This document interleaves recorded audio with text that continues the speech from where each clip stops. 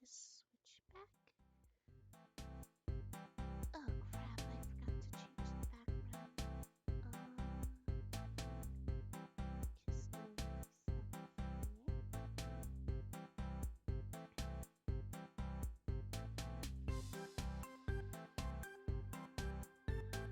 There we go.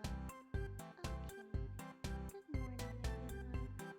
Sorry for the scuffed intro, but I'm talking really quietly because my little brother is asleep and I don't want to wake him up.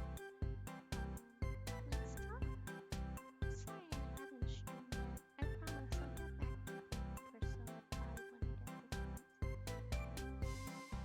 Let's see, what can we talk about? Recently I ended up finding a figurine in the city during one of my outings, and it was a figurine of Momoko from the show Oja Mojo Doremi. And sorry if I sound really quiet, but I'm trying not to wake anyone up. But it was a figurine from a girl from Oja Mojo Doremi. Her name is Momoko, and I was looking for so long to get her figurine. I was so happy to find it in the store. Stuff like that. And I bought it immediately, even though I didn't really have the money for it. So now my collection is complete and I'm really happy. Oja Mojo Doremi is like this kid show. It's kind of like a show on the same vein as Precure, if you ever heard of it. They're both magical girl shows, but they're both really good kid shows. But I like Oja Mojo Doremi more. Anyway, Oja Mojo Doremi is about like basically this girl named Doremi, and she's kind of like a klutz. She's like an unlucky pretty girl, and she one day comes across a witch door, and she gets signed on to become an apprentice with her and her friends, and then they go through a lot of miscellaneous adventures and stuff. I grew up with the show when I was a young little chickling, but I didn't watch it in Japanese initially. I watched it in English because 4Kids actually dubbed the show called Magical Doremi, and I'd say it's one of the more fitting shows that they did, in my personal opinion. Considering what 4Kids usually license, like Yu-Gi-Oh! And One Piece and stuff like that, they're kid shows, but like they're not the same kind of kid shows that like you could really show to kids in the US, you know? So, going back to the Oja Mojo Doremi topic. So, because I bought the figure, I was like, you know what? I'm gonna watch the final season, because I never watched the final season. I watched the first season, I watched Sharp, I watched half of Moto, but I didn't feel like rewatching it, and I already got the gist of what was going on, so I basically watched like the last 3 episodes and called it a day. Isn't that kind of dumb? Like, come on, man, that's kind of insane. So I ended up marathoning through Dokkan, which is the final season, and in my personal opinion, it's pretty alright. Sometimes they don't really have the budget for the animation budget, so they'll just keep reusing the same 2 animations over and over again. There was like a part in the show where like this kid was auditioning, and he's just doing the same 2 animations over and over again, and they keep like moving the camera and zooming it around and stuff to make it sound like, oh man, this guy's like actually moving, but he's just doing the same 2 moves. And I was just thinking in my head while I was watching this, like, what the heck? Like, where's your animation budget? Like, shouldn't you be doing more with that? Like, come on, dude. So, Dokkan is pretty good because everybody's character arcs basically gets wrapped up because it's like the final season of Doremi. And it's really nice because, even as an adult looking back on a kid show, you can still like learn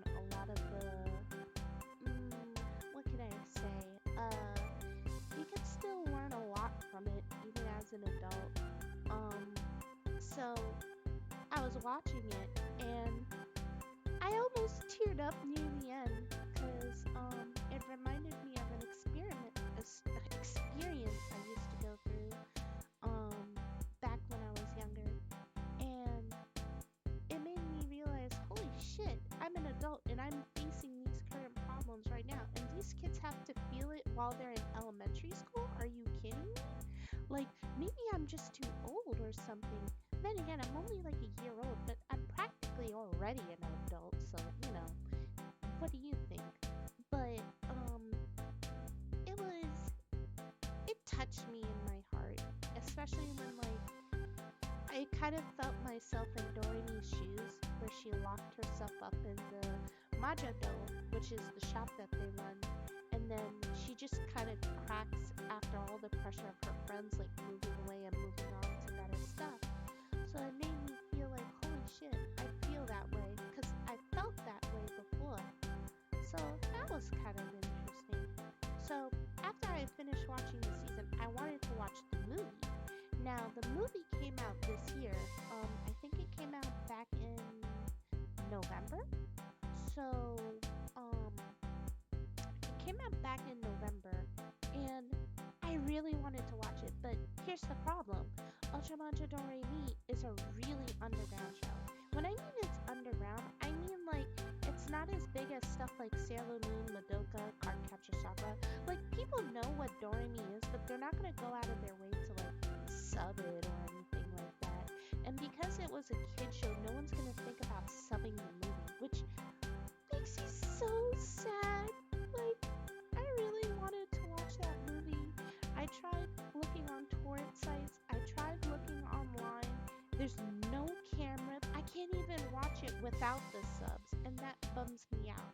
Because that movie is meant for me based on like the first 6 minutes. Because apparently, like, the movie's like about it's like a show within a show, if that makes sense.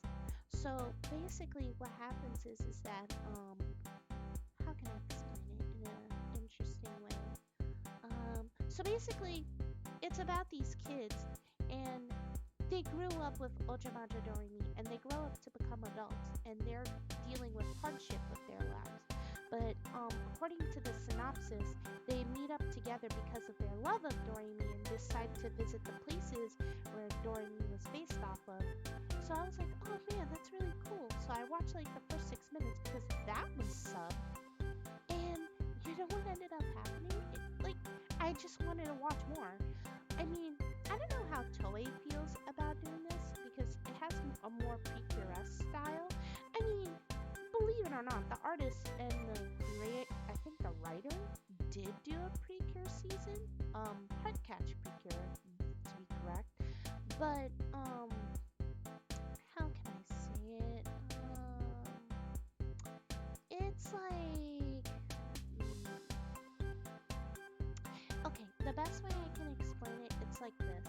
So, you know, if you haven't heard about like the campaign that Ojamaja Doremi was doing, basically they released like these series of light novels, right?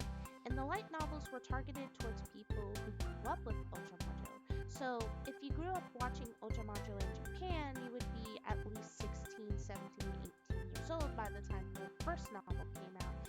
And then the last novels when they're all 20 years old and adults, except for Hana-chan, because she's like 13. So, basically, in that light, there's a whole light novel series that just details what happens to them afterwards and stuff. They all become grown-ups, and then they have to deal with like their own problems. And I'm interested in that too. And I was reading it, trying to go to sleep. And then, guess what happened with that light novel? It's not even completely translated. Like, oh my god, it's not completely translated, and like I really want to read it because the synopsises are really nice. Like they talk about what's going on and stuff, what's going on with the girls, but I can't read it because I don't know how to read Japanese. I mean, I'm learning through Duolingo and like other work, like using my old college textbook and stuff. But like I can't read Japanese, and I can't find a translator because they only did the first two novels yet again. So, as someone who grew up with Doremi and trying to consume with Doremi media, it's really hard, and the only way I can get like any Doremi related stuff is just through merchandise. But even merchandise is hard. Like up until recently when they released the Nendroid collection, it was really hard to get merch because it's a Toei show. And if you know about Toei shows, they sell a lot of merchandise based on the ID and the properties that they have. Now, Ojamajo no Remi has like a lot of merch, but usually it's limited to stuff like dolls, um, their porons, their tabs, um, some of the stuff that they sell at the shop. So, for example, depending on the season, they would have like a different magical shop. So, in season one, it was a magical shop. You can make like magic charms and stuff like that. In season two, it was a flower shop, so you had a whole flower theme going on. In season three, it was a sweets thing, so you had like a whole baking set. And then season four was like not charm, craft store, and they had like a whole loom and stuff, arts and crafts and stuff like that. So, um, I was trying to find merch for it for a long time. And when they finally released the Nendroids, I was like, oh god damn it, I hate Nendroids, but it's the only way I'll ever get like merchandise in them. And I finally completed. I'm so happy. But I'm missing one character. It's Hana, and she doesn't have a Nendroid. How can you have all the group but you don't have Hana, who's like basically a main character? And I don't care if like she's like used as like a part of an accessory for Echo set. No, it doesn't matter. That doesn't count. Like you have to have like the whole set. You gotta have Hana-chan in her grown up form, like with the girls, because to be honest, her magical girl outfit is like the cutest out of all of them. And even though I didn't really like her that much in the show, I mean, in the show, she was just kind of like, well, kind of like a brat and a baby. And she's like really, really like spoiled, but she has like a good heart. She's not a bad girl or anything like that. It's just that when you're in the fourth season, like a lot of the main characters went through like their whole like character arcs and stuff. And all of that is pretty established. But then when you like watch the fourth season and you basically have this new character who goes through that too, you're just kind of like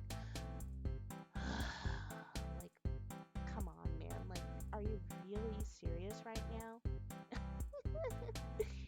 But yeah, I enjoyed watching Ojamajo Doremi. Would I say it's recommendable? No, not really. If you don't really like magical girl shows or like kid shows, then no, I can't really like suggest it. It has a lot of topics that a lot of other kid shows don't really touch, like Precure, like stuff like depression and death, and they handle it in a really mature way. Like they don't treat the child viewer as like this dumb kid who doesn't know anything. They're not afraid about talking about it. Um, Precure Precure does it too, but not to a great extent like Ojamajo Doremi did. But then again, Ojamajo Doremi is its predecessor, so I can't really blame it. Um, I really want to get like their makeup line merch, and they have like this Copic line merch that I really want. That'd be pretty great, man. Man, I don't know what anime I want to watch though. Like now, I want to watch like a bunch of other anime. I was thinking about watching Sailor Moon R because, to be honest, I'm not that big of a Sailor Moon fan. To be honest, I mean, being a Sailor Moon fan, I can't say I'm a big fan of Sailor Moon. Honestly, I can't tell you why. I mean, the manga, I can tell you why. It's because I think the manga is outdated in a really bad way. Like, the storyline in the manga is a lot darker, yes, and Sailor Moon is a lot stronger as a character, but all the other characters have to suffer as a result. So basically, like, the only main characters in the manga is Usagi, Mamoru, and Chibiusa. But all the other characters are there too, but they don't really go through like character arcs like in the anime. They don't really have much of a character besides being Usagi's friends, and it's just kind of like awkward because as someone who watched the 90s anime, it's like, you know. And speaking about Sailor Moon, I tried to watch the movie, and there's still no cameras of it. I heard rumors that like Netflix is gonna pick it up, but I don't know, man. Like Netflix picking it up, who knows how long that's gonna be? Like, I mean, apparently they're dubbing it, so we're going to get the manga. I mean, the movie coming out, but I mean, I just hope they put both of the movies up on Netflix. I want to watch it. I mean, at least I have a better chance of seeing the Sailor Moon movie than I do watching the Ojamaja Doremi movie. You know what else kind of reminds me? Like, magical girl shows always make me feel better after a bad day.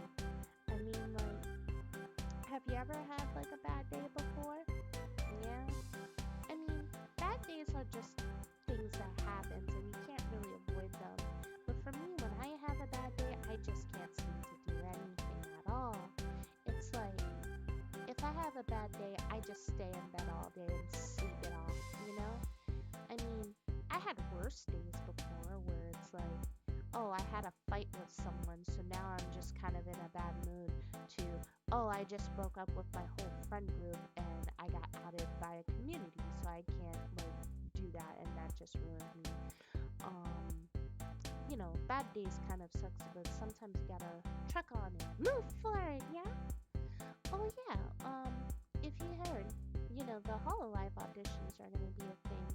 I won't say whether or not if I'm auditioning, but personally, I think as I am now, I don't think I can really have much confidence, like, you know, getting into Hololive and stuff. I mean, I don't think I'm that interesting as a person, and I'm not really as talented, especially with a lot of what the requirements Hololive is asking for. I mean, if you look at Kiara, and Mori, they're really talented people, especially Ina. Ina's a really good artist.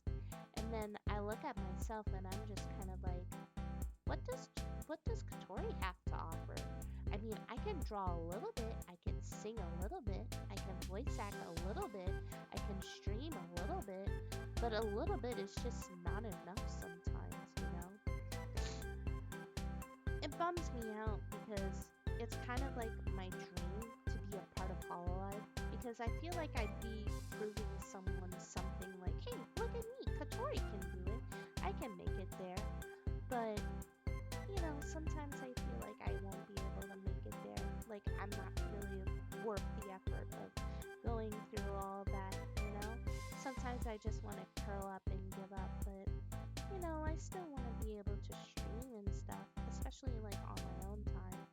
But there's also, like, negatives to, like, getting into Hololive and stuff like that. Like, for example, you can't really stream as many games like you used to. Like, if I ever wanted to play Kingdom Hearts, I'd have to get permission from, like, the copyright holders, you know? So, that's kind of a downer. And then there's also the fact that, like, I'd also have to stream, like, consistently, I can only stream once a week. Not because I'm busy or anything, but that's just all I can really manage right now. But, that sort of thing just kind of happens, I mean, if I don't get in one day, I can always try again, there's always next time. Besides, I'm happy being Kotori too, like, it's not like there's any big rush into jumping into Hololive, I mean, it would be cool to meet, Pecora and all the other Hololivers, like, in there. Speaking about that, they have, like, their Bloom concert now, so that's kind of cool. But, like, I don't know, I can't see myself being on the big stage with them, like, being as popular as them, I feel like I gotta sneeze.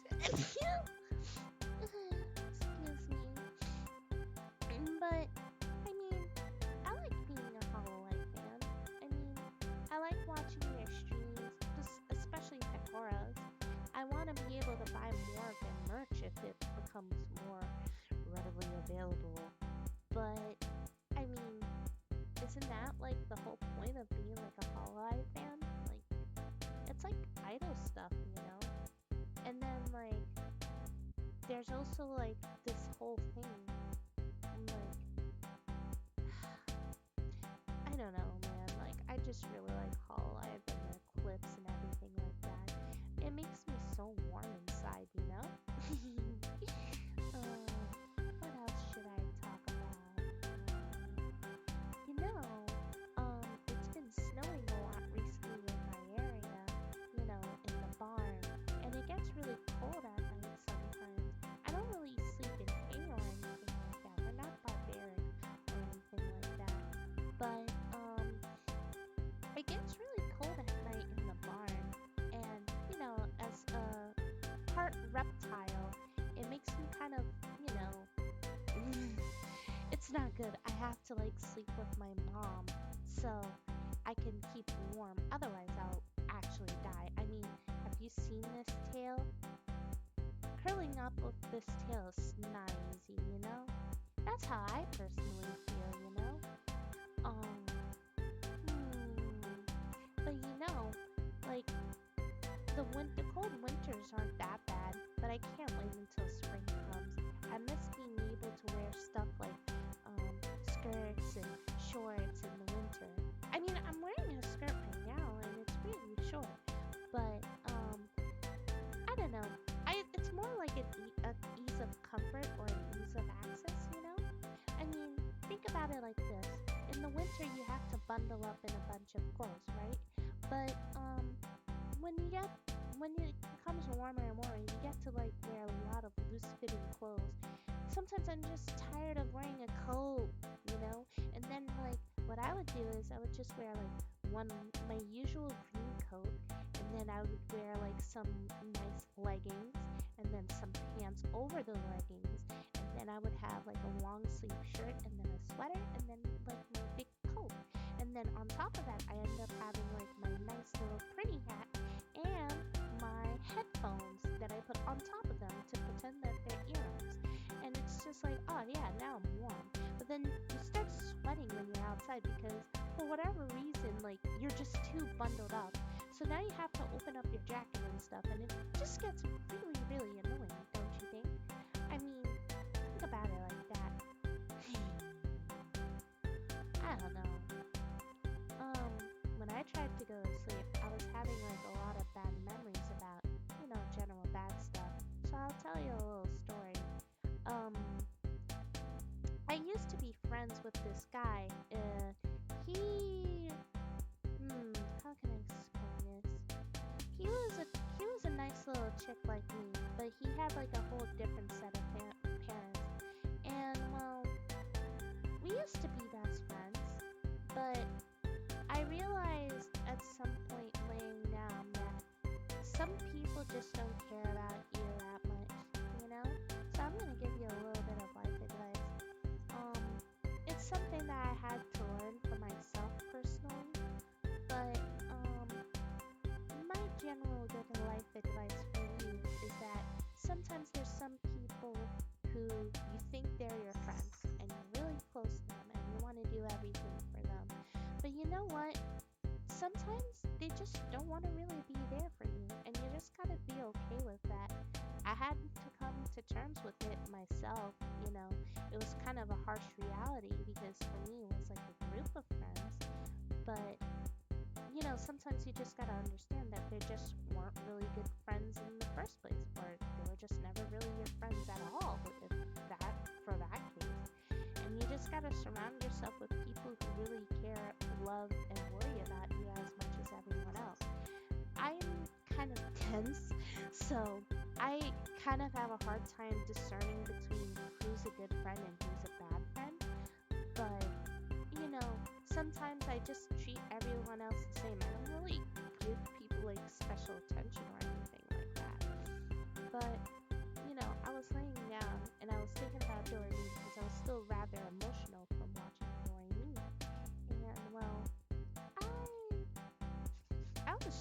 of like sniveling in my bed, like, you know, just thinking about it because Stormy has such good friends, and with me, I have no friends. You heard it here. Tori is a loner. Haven't you heard? She's a complete loner who doesn't need any friends, you know? But I do have some good close friends that I like to talk to every now and then. And then I do play D&D with some people. Hey, welcome GS Geo G, GS Diego Zuzu. Hi, welcome to the stream. Um, I'm just talking about stuff like that. But in my opinion, sometimes you just gotta realize that it's like the one sound in the wind. You know? Hey, what do you mean? I mean, generally I have a hard time pronouncing things, so sorry if I can't get your name right. But like I was saying, sometimes you just gotta be okay with like people not really being good friends with you, you know? It's a realization I had to go through myself, and you know, sometimes it still brings me to tears, you know? I mean, I'm not really the best like person to talk about it, but you know, I won't I used to be more open about being friends with people, but I don't really like doing that anymore, mostly to protect my own anxieties and to protect myself. It's not really healthy, in my opinion, but hey, I feel better like dealing with it, and that's just how I deal with my problems, leaving it for the next Kotori to deal with. um, that general stuff. That's kind of hard, being a, cockatrice who has a hard time like dealing with the cold in the winter, which is why I can only stream once a week because, the farmer's looking out and he's been protecting his laptop for a long, long while. So that makes me kind of like hard to stream and stuff like that. But if I wake up early, that is if I do wake up, maybe I will be able to stream more Persona and then we can save more kanji. Yeah? This sounds like a good idea. But generally, I've never done Zatsudans before. I've always wanted to try to do a chatting stream because I've seen Hololive people do it. But, I've been reading online on places like VT/VT and stuff and other websites how hard Zatsudans are to do. But in my personal opinion, I always talk to myself, so I don't think Zatsudans are that hard. But you know what I find harder to do than actually talking to people for Zatsudan? It's the conversation topics. I don't have any interesting conversation topics at all. Like, basically all I do is just watch YouTube videos on my farmer's laptop, and it's just like, well, I do have a phone, but I don't have anything interesting to say. I just have a fun time talking to people whenever they show up on stream. And they say that, like, to be a good VTuber, you always gotta keep yourself talking, just so that even when no one's there, but oh man, that's a really hard thing to do, because, I never find time to really, like, be alone with my thoughts. And then, what if you say something that's, like, too much, you know? Like, that's kind of hard. Like, you're asking a lot from a VTuber to do that. I mean, what do you think? It's like, pretty hard. Speaking about VTubers, I heard, like, I've been thinking about making this video about, like, not really the state of the English VTuber community, but it's more like an introspective piece of whether or not it's worth being a VTuber. If you want my opinion, I'd say not really. I mean, being a VTuber is fun and all, but you're basically just streaming, But the cost to be a VTuber is so high. Like, trying to set up my webcam and then being able to face you all like this, that's fine and all, but I'm using a shitty laptop from my farmer, so, you can imagine how hard that is. But for other VTubers, it's kind of like, how do you get yourself to put your picture on there? How do you want people to see your likeness? I'm so broke that I don't even have models for my brothers over there. See, those guys. I don't even have models for them. So it's just kind of like, wow, what do I do? But thinking about it like that, I mean, there's some people who got mad at Maury Calliope saying that you need to stop tweeting and just make content. And then there's also that argument where people say, well, making content is hard, you know? Wait, can no one hear me? Hold on a second. Can you not hear me? Oh no. I does then no one hear me? This is my mic, right? Yeah, it is my mic. Aw, hold on a second. Let me raise the volume of this. I have to check it later. I mean, speaking about these VTubers and stuff, I don't blame them for. Oh man, hold on. Can you hear me now? Oh, thank you for the follow. um, what was I saying again? Hold on. Let me do this real quick. I'm gonna raise it up to maximum. Alright, is this better? I have to raise it up to maximum so people can hear me. Okay, I'm so sorry. I'm so sorry I have a crappy mic, but you know what? That's the farmer's mic, so it's all in-house. I'm secretly working on getting a better mic, but then it will pick up sounds from my brother, and then you would hear him as well. But yeah, getting back onto the VTuber topic, I was thinking about making a video, okay? So the video idea is supposed to be about whether or not if it's worth being a VTuber or not. Now, if you want my personal opinion, I'd say you're better off being a streamer than being a VTuber. I mean, look at me. I'm really cute. I have like a cute tail. You got Pio on my side. You see, look how adorable I am.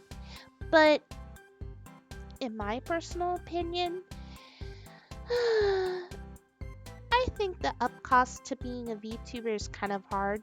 I mean, let me put it to you like this. Do you want to know why English VTubers are the way they are? Like the pre-debut VTubers, and then the English VTubers being the way they are? It's because they're trying to copy Blue Artemis, Artemis of the Blue.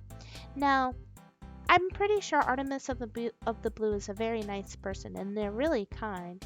But the way how she grew was very abnormal, to say the least, I didn't even know who she was until people started talking about her, and every time I asked, hey, why is this person so popular? No one could give me a proper answer, And, well, she's still really big now. I wouldn't say she's the biggest VTuber, but she's pretty big.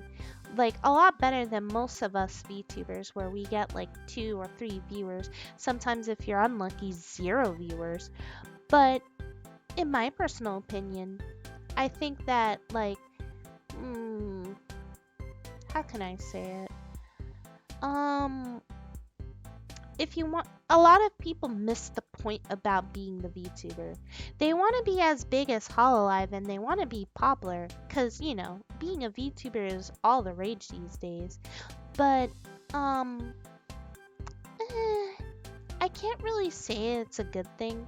I mean, the truth is that the more VTubers that come in, the less likely we're going to get noticed by people. And we have to work hard to get noticed by people. Usually through advertising, having like Twitch and YouTube open at the same time, being able to dual stream, practicing Zatsudans, karaoke streams, so on and so forth. And you know what? Some people just don't make it, you know? Some people just don't make it. And it's kind of discouraging sometimes. But, if you like it for the hobby, you should be fine with it, right? I mean, I like streaming. I like spending my time with you. I mean, all I'm doing is just really killing time and playing video games with you while, I'm avoiding work. But for other people, some of them just don't really feel that way. Some of them just kind of want to like just get popular or get into Hololive and stuff like that. And it's like, I can't really shame them for it because being a part of Hololive is my dream too. But I feel like trying to be like Artemis of the Blue or trying to be like Hololive is just not going to work out in the long run, I know there's like a lot of high expectations of being like this ultra cool VTuber, but generally speaking, if you want my personal opinion, just do you. There's also the fact that, like, they put their eggs in the basket too early. So, let me explain it like this. So, I have a Twitter account, right? Most of you people probably came through Twitter because I've been using the ENVTuber tag or the VTuber tag, right? And it's Bloom Festival. If I really wanted to, I could tweet under Bloom Festival and advertise my stream like that. But what will that do? Nothing. It would just get me ire from people. So it puts into perspective about how hard it is to become a VTuber because you got to think about stuff like that. How do you advertise if no one's really checking the tab but other VTubers, And yeah, sure, Twitter followers are great, but Twitter followers aren't Twitch followers. They're Twitter followers. And then the majority of those Twitter followers are other English VTubers. And then what do you do? How do you grow? You could say like, Kotori, you're worrying too much about it. It's not that big of a deal, but I worry about it because, as time goes on, there's going to be new VTubers. There's going to be more debuts. Some people might fail after their first debut and then end up like me, and that's really discouraging to some people, and then, how do you get yourself out of that? Some people spend a lot of money to make themselves look as big as Artemis, but they don't understand they don't have to do that. For example, you don't need an expensive rig to become a big VTuber, You don't need Brian Swede to make a good rig, If you really want to do something good and something cost effective, commission a good model, like I did from my favorite artist, Tigera, and then rig it yourself, If you want to pay for a half body, you could do that and pay like $500 for that. And then there's some people who try to get an expensive PC rig, and then an expensive microphone set, and then a soundboard, an audio soundboard. And it's like, you don't really need all that. There's even some people who even go out of their way and pay skeb commissions so that they can have their own fan art, just like they do with Hololive. But it's not really fan art if you're paying for it. Like, that doesn't make any sense. I mean, it's in my personal opinion. And besides, there's also the fact that you do all of that work, you debut, and only 100 people show up. Out of all the thousands of people who said that they'll come to your debut, only 100 show up. And then after your debut, you start streaming normally, only 10 people show up. And then the week after that, it's only 5 people. And the next thing you know, no one watches your streams. That's very discouraging. Like, how do you solve that problem? And you can't just be like, well, we don't have to worry about the numbers, because numbers are numbers. Like, the number tells the truth. Like, if you're not doing well as a VTuber, you failed, You are a failed VTuber, and it's a lot to hear that, but it's true. But that doesn't necessarily mean you have to quit, you know? You just got to keep to working and working and doing your best, and then maybe one day you become a big VTuber, you know? Just like Artemis, just like Hololive, just like V Shoujo, so on and so forth, at least in my personal opinion, you know? And yeah, there's also talks about like, getting in a company, but is working in a company a good idea too? Like, how can I put it like this? If you work for a company, sure, you get everything done for you, but you lose a lot of the creative freedoms you get from being an indie. For example, me as myself as an indie, I can play whatever games I want. If I want to play a Kingdom Hearts game, I can play a Kingdom Hearts game. If I want to play a Persona game, hell yeah, I'm going to be able to play a Persona game. If I want to play, what's another game that people don't usually play on streams, particularly Hololive? I can't think of anything, but those guys over there, you know, they can't play whatever games they want. They can't play old games because they need because of their stupid copyright laws, and then it puts you in a really interesting position, you know. So, as an indie, you have a lot of creative choices with that, all right? You also have whatever creative choices you have as a model, you know? For example, I wouldn't be Chirpy if I wasn't a cockatrice, you know? Wait, did I call myself Chirpy? That's my old name. I'm Contori. But I wouldn't be Contori if I wasn't a cockatrice. I would be someone completely different, you know? I made the design myself. I drew Katori.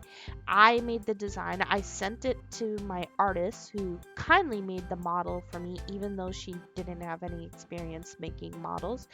And then I got a live 2D, you know? Congratulations, I did something really good.